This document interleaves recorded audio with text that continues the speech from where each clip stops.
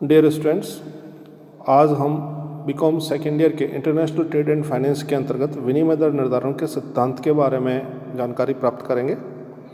कल के वीडियो में हमने विनिमय दर क्या होती है, विनिमय दर का निर्धारण कैसे होता है, विनिमय दर में कौन कौन सी विनिमय दर होती है, उसके बारे में परिचर्चा की थी।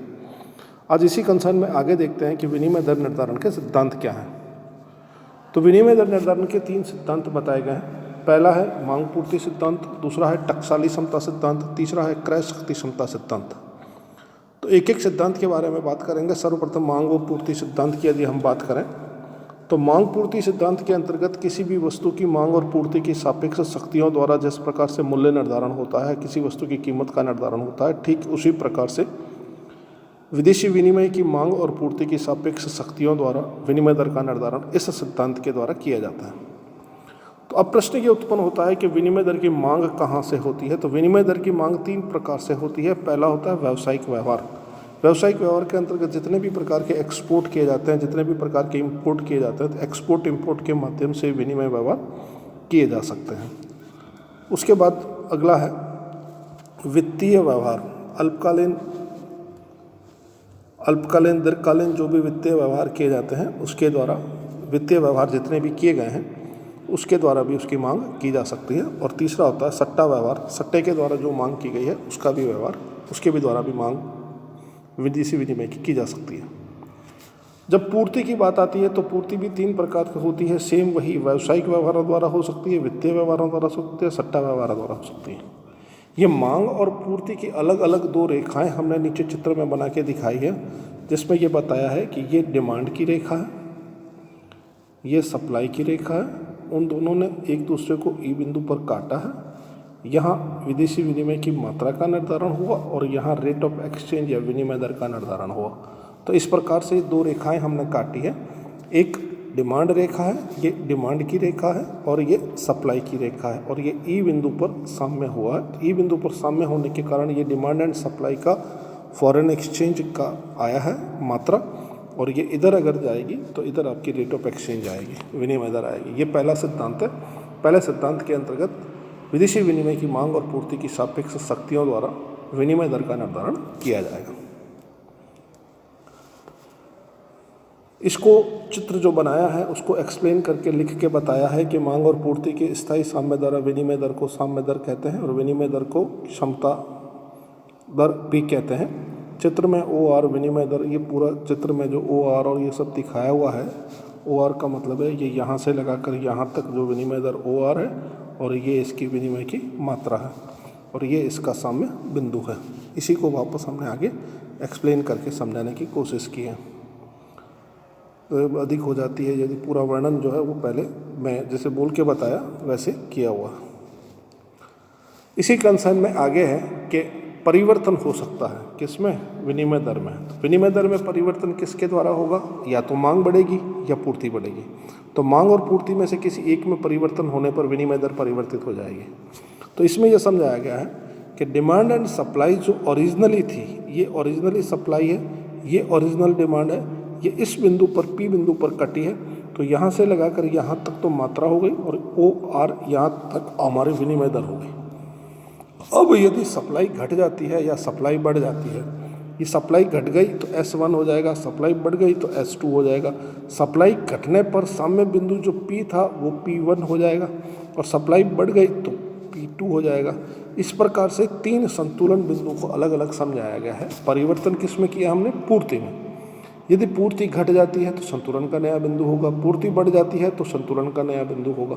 तो ये तीनों बिंदुओं को एक साथ समझाने का प्रयास किया गया है। वापस से समझा दूँ मैं कि ये सप्लाई की पुरानी रेखा थी, ये मांग की पुरानी रेखा थी, इस बिंदु पर कटा, यहाँ से लगाकर यहाँ तक मात्रा का निर्धारण हुआ, यहाँ से लगाकर यहाँ तक विनिमय दर का निर्धारण हुआ। यदि पूर्ति घट के S से S1 पर आ जाती है तो S1 पर पूर्ति होने के कारण संतुलन का बिंदु P1 हो गया। संतुलन का बिंदु P1 होने के कारण एक्सचेंज रेट R से घटकर R1 आ गई। यदि सप्लाई बढ़ जाती है तो संतुलन बिंदु P2 हो जाएगा। P2 हो जाने के कारण अब रेट ऑफ एक्सचेंज R2 हो जाएगी। ये परिवर्तन समझाने का प्रयास किया गया।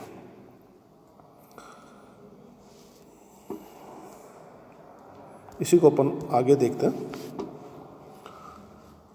प्रारंभिक विनिमय दर, तो वो चित्र को वापस वर्णन करके समझाएगा। प्रारंभिक विनिमय दर तो बीच वाली होती है, फिर उसमें परिवर्तन किया गया है।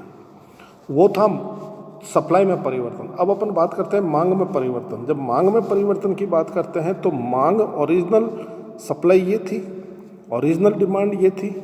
ओरिजिनली दोनों रेखाओं ने एक दूसरे को स्पर्श पी बिंदु पर किया था, तो ON हमारी मात्रा थी, OR हमारी विनिमय दर थी। अब यदि डिमांड घट जाती है तो डिमांड घटने पर नया संतुलन बिंदु P2 होगा। P2 होने के कारण हमारी सप्लाई की मात्रा N2 होगी, तो हमारी एक्सचेंज रेट R2 होगी। अगर बढ़ जाती है तो ऊपर चला गया, ऊपर बढ़ जाने के कारण मात्रा M1 हो जाएगी, ये P1 हो जाएगा, ये R1 हो जाएगी। तो एक चीज़ को स्थिर मानना है, दूसरे में परिवर्तन करना है। पहले हमने सप्लाई में परिवर्तन किया था, मांग को स्थिर माना था। अब हमने मांग में परिवर्तन किया है, पूर्ति को स्थिर माना है। ठीक है, ये दोनों आपको समझाया है चित्र अलग अलग बना के। प्रारंभिक ने उसी चित्र का वापस से वर्णन किया है जिसकी अपन ने अभी जिक्र किया था, उसी का वापस वर्णन करके समझाया कि अगर मांग में परिवर्तन होता है या पूर्ति में परिवर्तन होता है तो किस प्रकार से होता है। यह है दूसरी विधि, टकसाली समता सिद्धांत। टकसाली समता सिद्धांत को ढंग से समझना। टकसाली समता सिद्धांत क्या कहता है के अनुसार विनिमय दर दोनों देशों की मुद्राएं प्रमाणिक सिक्कों की विशुद्ध स्वर्ण की समान स्थापित। कहने का मतलब ये होता है, कोई भी देश की जब मुद्रा जारी की जाती है तो मुद्रा जारी करने के पीछे सोने में उसकी वैल्यू रखी जाती है। टकसाली सोना बोलते हैं उसको। टकसाली का मतलब ही सोने से है। तो सोना रखा जाता है, सोने की वैल्यू कितनी है उसके आधार पर विनिमय की दर निर्धारित की जाती है, और इसी विनिमय दर का समता सिद्धांत कहते हैं। टकसाली समता सिद्धांत का मतलब यही है, जो मुद्रा जारी की गई, जारी करते वक्त कितना सोना रखा गया और सोने की वैल्यू क्या है, उस सोने की वैल्यू के आधार पर विनिमय दर का निर्धारण किया जाता है। प्रोफेसर थॉमस कहता है कि टंक क्षमता सिद्धांत वह अनुपात है जो एक ही धातु पर आधारित राष्ट्रों की प्रमाणिक मुद्रा इकाइयों में वैधानिक धातु के साम्य में व्यक्त होता है। हम ये कहना चाहते हैं, भारत में 1 ग्राम सोना कितना रुपए का है और दूसरे राष्ट्र में वही 1 ग्राम सोना उस देश की मुद्रा में क्या बराबर है। उन दोनों को इक्वल करके विनिमय दर का निर्धारण किया जाता है। जैसा कि हमने उदाहरण से समझाने का प्रयास किया है, माना कि भारत और अमेरिका में स्वर्ण मान प्रचलित है। भारत में रुपए में 2 ग्राम शुद्ध स्वर्ण, अमेरिका के डॉलर में 15 ग्रेन शुद्ध स्वर्ण है। तो टक क्षमता के अनुसार विनिमय दर का निर्धारण इस प्रकार से किया जाएगा, $1 बराबर 15 ग्रेन शुद्ध सोना, ₹7.5 बराबर 15 ग्रेन सोना, अतः $1 बराबर ₹7.5। ये दर निर्धारित हो गई सोने की वैल्यू के आधार पर। इसका सूत्र इस प्रकार से लगाया जा सकता है, विदेशी मुद्रा की इकाई में स्वर्ण की मात्रा, यदि वहाँ की जो विदेशी मुद्रा है उसमें यदि हम सोना खरीदना चाहें तो कितना सोना हमें मिल सकता है एक इकाई में, और स्वदेशी इकाई में कितना सोना मिल सकता है, उसमें इसका भाग लगाएंगे तो विनिमय दर का निर्धारण हो जाएगा। यदि स्वदेशी मुद्रा में लगाना चाहें तो स्वदेशी ऊपर आ जाएगा, विदेशी नीचे आ जाएगी। विदेशी में लगाना, जिसमें लगाना चाहते हैं वो ऊपर चली जाएगी और भाग हम किसका लगा देंगे, दूसरे वाले का। यदि हम विदेशी मुद्रा में लगाना चाहते हैं तो विदेशी ऊपर आएगी, यदि स्वदेशी में लगाना चाहते हैं तो स्वदेशी ऊपर आएगी। और इस प्रकार से इस सूत्र के माध्यम से हम विनिमय दर का निर्धारण कर सकते हैं। ये ढंग से एक बार पढ़ के समझने की जरूरत है। टकसाली के अंतर्गत एक ही देश की मुद्रा दूसरे देश में जब जाती है तो उसमें कितना सोना खरीदा जा सकता है, स्वदेश में कितना सोना खरीदा, उसके आधार पर विनिमय दर का निर्धारण होता है। विनिमय दरों में उतार चढ़ाव। टकसाली में उपयुक्त प्रकार से निर्धारित विनिमय दर सामान्य व दीर्घकालीन विनिमय दर होती है, परंतु अल्पकाल या बाजार दर इससे कुछ भिन्न होती है, क्योंकि वास्तविक बाजार दर विनिमय दर मुद्रा की मांग तथा पूर्ति द्वारा प्रभावित होती है। अब ये तो बात हो गई, लेकिन सोने की खुद की कीमतें घट बढ़ जाती हैं। हमने सोने के आधार पर विनिमय दर का निर्धारण कर लिया, लेकिन सोने की खुद की कीमतें घट बढ़ जाती है। इसलिए मुद्राओं की मांग व पूर्ति में सदैव परिवर्तन असीमित मात्रा में नहीं होता है, बल्कि ये परिवर्तन उच्चतम स्वर्ण बिंदु तथा निम्नतम स्वर्ण बिंदु के बीच में रहता है। तो स्वर्ण बिंदुओं के बीच में रहता है, सोने की वैल्यू के आधार पर विनिमय दर परिवर्तित होती है। इसमें इम्पोर्टेंट बात यह है कि स्वर्ण बिंदु सामान्य विनिमय दर में स्वर्ण भेजने के खर्चे, जैसे बैंकिंग के खर्चे हैं, कारेज के खर्चे हैं, जहाज का किराया है, बीमे का मूल्य है, सोने के हस्तांतरण की अवधि है, उसकी ब्याज की हानि है, जोड़ने घटाने से प्राप्त होती है। तो सामान्य विनिमय दर क्या होगी, सोने के बेचने का खर्च क्या होगा, उच्चतम स्वर्ण का निर्यात क्या होगा, इन सब को एडलेस करके और टोटल सही नेट वैल्यू निकाली जाती है। तो हमने इस चित्र के माध्यम से समझाने की कोशिश की है कि तंक समता तो ये बीच वाली है, अपर गोल्ड पॉइंट ऊपर वाला है, लोअर पॉइंट नीचे वाला है। स्वर्ण का न्यूनतम नीचे वाली लाइन है, जैसे ये तो ओरिजिनल लाइन है, ये नीचे वाली लाइन है, ये ऊपर वाली लाइन है। तो इसके बीच बीच बीच बीच बीच बीच में ये चलती रहेगी, उससे ऊपर नहीं जा सकती, इससे नीचे नहीं जा सकती। ये मिनिमम है और ये मैक्सिमम है। तो मिनिमम और मैक्सिमम के बीच में ये चलेगी।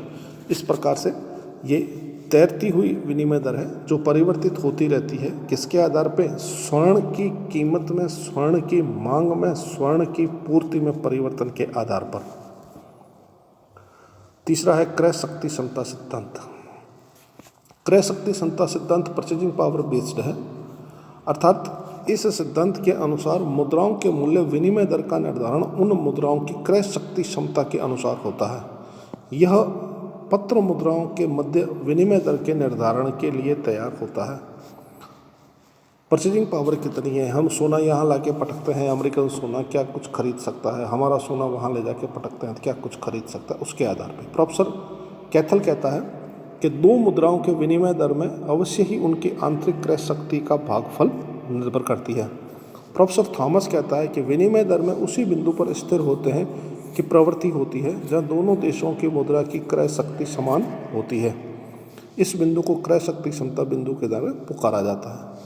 उदाहरण से स्पष्ट किया हमने, माना कि 10 वस्तुओं का एक समूह भारत में 200 रुपये में खरीदा जा सकता है। कोई 10 वस्तुएं हैं वो भारत में 200 रुपये में खरीदी जा सकती है, तथा वही वस्तुओं का समूह इकाइयों में 10 पाउंड में खरीदा जा सकता है। तो भारत में तो लगते हैं 200 रुपये और वहाँ लगते हैं 10 पाउंड, तो 200 पाउंड और 10 का भाग लगाएंगे तो 1 पाउंड 20 रुपये के बराबर हो गया। ये वैल्यूशन निकल गई। तो ये वैल्यूशन परचेजिंग पावर पे निकलती है कि कोई भी प्रोडक्ट हमारे देश में किस भाव में, किस मुद्रा में कितने के बराबर बिक सकता है और दूसरे देश में वही प्रोडक्ट कितने में बिक सकता है। उन दोनों की परचेजिंग पावर के आधार पर उसकी विनिमय दर का निर्धारण होता है। अब बात होती है विनिमय दर में परिवर्तन। क्रय शक्ति समता सिद्धांत के द्वारा किसी भी समय विशेष पर निकासी की गई विनिमय दर सदैव स्थायी नहीं होती, क्योंकि विनिमय विदेशी देशों की क्रय शक्ति में परिवर्तन होते रहते हैं। अतः उन देशों में हुए मुद्रास्फीति व संकुचन के अनुपात की दर को परिवर्तित कर दिया जाता है, और इसके लिए सर्वप्रथम ऐसे समय दोनों देशों के बीच विनिमय दर ज्ञात होनी चाहिए, जबकि दोनों देशों के मूल्य निर्देशांक 100 के बराबर होते हैं। दोनों देशों की प्राइस इंडेक्स को लेके और अगर ये निर्धारण कर दिया गया फिर भी परिवर्तन की संभावना यथावत रहती है। तो इस विधि के द्वारा विनिमय दर का निर्धारण करने के लिए कोई भी प्रोडक्ट जो हमारे देश में हमारी मुद्रा में कितने का है, वही प्रोडक्ट उस देश में किस मुद्रा का है, उन दोनों के आधार पर विनिमय दर का निर्धारण इस विधि के द्वारा कर लिया जाता है, जो बिल्कुल ही व्यवहारिक नहीं है। अब एक उदाहरण से स्पष्ट किया है। माना कि 1 पाउंड 20 रुपये का है। माना कि आने वाले 2015 में निर्देशांक इकाइयाँ 200 थी, भारत में 300 हो गई, तो नई दर का निर्धारण इस प्रकार से किया जाएगा। अब उसका इंडेक्स चेंज हो गया, तो इंडेक्स चेंज होने के कारण 1:30 का रेशियो निकल गया। 1 पाउंड 200 के बराबर हमने लिया था, अब इंडेक्स उसका 300 हो गया, तो 200 से 300 1.5 गुना हो गया। तो पहली कीमत हमारे 1:20 आए थे, तो इसका 1.5 गुना अब 30 आएगी, जो यहाँ 30 निकाल के दिखाई है इसने।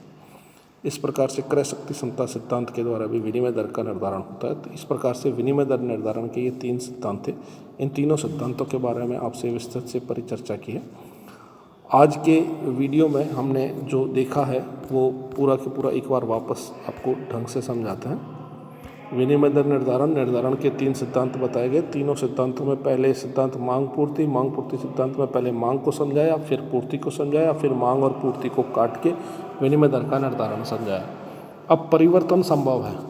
पहले हमने सप्लाई में चेंज किया और ये डिमांड को समझाया। दूसरे में हमने डिमांड को चेंज किया, सप्लाई को स्थिर माना, फिर विनिमय दर निर्धारण समझाया। फिर टकसाली समता सिद्धांत के अंतर्गत सोने की वैल्यू के आधार पर विनिमय दर का निर्धारण किया जाता है। कि हमारे देश में सोने की कीमत क्या है और कैसे उसका निर्धारण होता है, दूसरे देश में सोने की कीमत क्या, उसके आधार पर यह इस प्रकार से निर्धारण करके हमने समझाया था। तो इसी को वापस हम आधार मानेंगे। विनिमय दर में उतार चढ़ाव बताए थे। सोने की टकसाली में ये highest point rate, highest rate और मिनिमम रेट के आधार पर परिवर्तन करके समझाया था कि हाईएस्ट रेट कैसे होती है, मिनिमम रेट कैसे होती है, इसके आधार पर विनिमय दर का निर्धारण समझाया था। क्रय शक्ति समता सिद्धांत के अंतर्गत कोई भी प्रोडक्ट की परचेजिंग पावर आपकी मुद्रा में कितनी है, दूसरे देश की मुद्रा में कितनी है, उसके आधार पर होता है। एक उदाहरण द्वारा समझाया था। इसमें इंडेक्स अगर परिवर्तन हो जाता है तो रेट परिवर्तित हो जाएगी। आज के वीडियो में हम इतना ही देखेंगे, आगे अगले वीडियो में। धन्यवाद।